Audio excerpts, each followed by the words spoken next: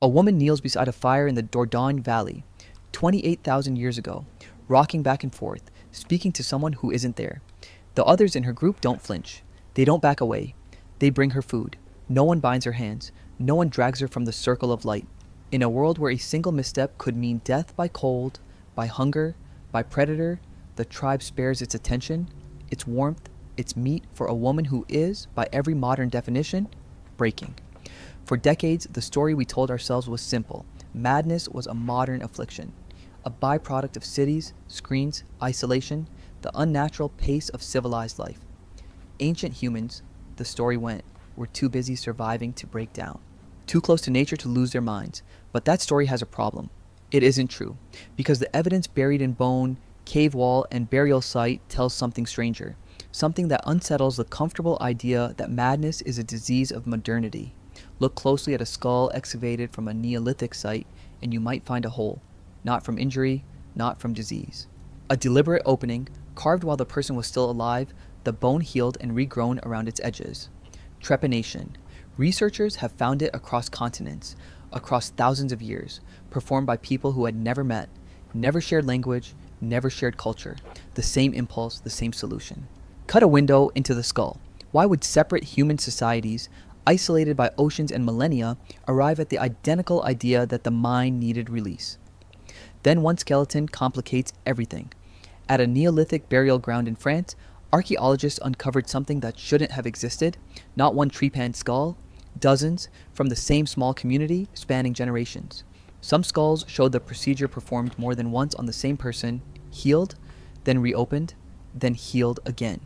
This wasn't a rare emergency measure, it was routine, a recurring answer to a recurring problem, which means something inside these small, tightly bonded communities was breaking often enough that they developed a repeatable ritual for it, not an accident of one troubled mind, a pattern built into the architecture of being human.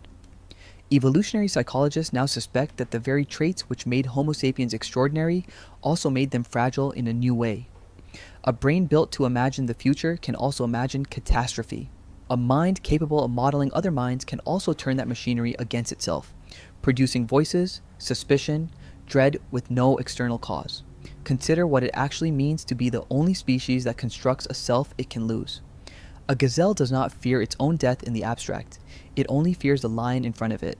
But a human, alone at night, beside a dying fire, can conjure death as an idea, can rehearse it, can spiral inside it with nothing external triggering the spiral at all. This is the cost of imagination.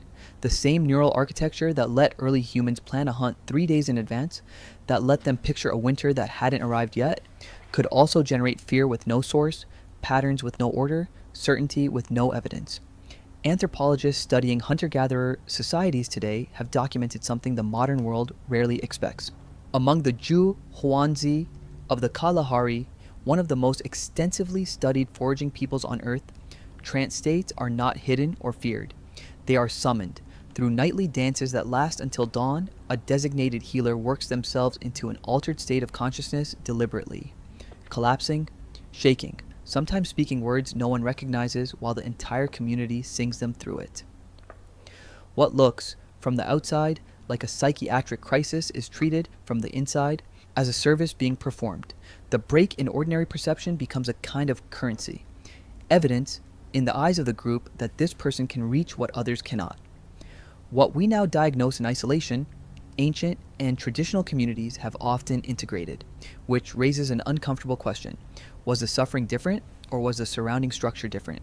A mind unraveling inside a group of 30 people who share food, shelter, and belief is not experiencing the same event as a mind unraveling inside a locked room, alone, disconnected from every human bond it once had.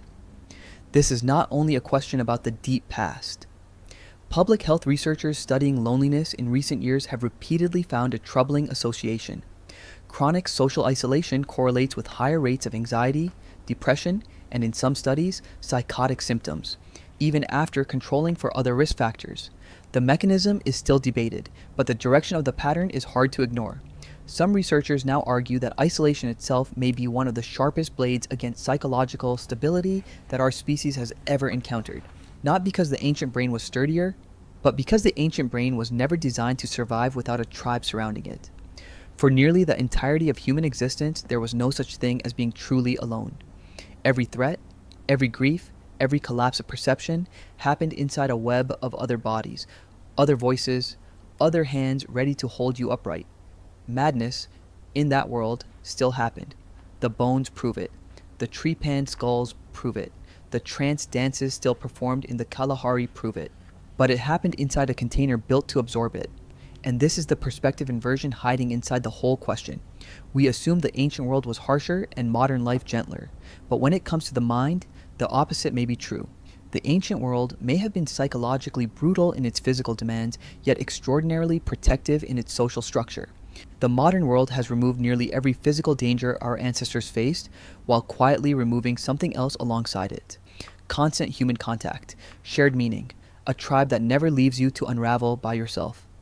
Somewhere in that trade, we gained comfort and lost containment. So when you ask whether ancient humans ever went crazy, the honest answer is yes.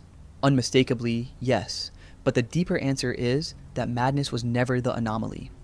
Connection was the treatment. For most of human history, a fractured mind was caught by dozens of hands before it ever hit the ground. Somewhere in the last few thousand years, we built a world with fewer hands and more rooms, and the woman by the fire, 28,000 years ago, still rocking, still speaking to someone unseen, was never alone in her unraveling, which may be the real difference between her world and ours. Not that she broke less often, but that she never broke by herself.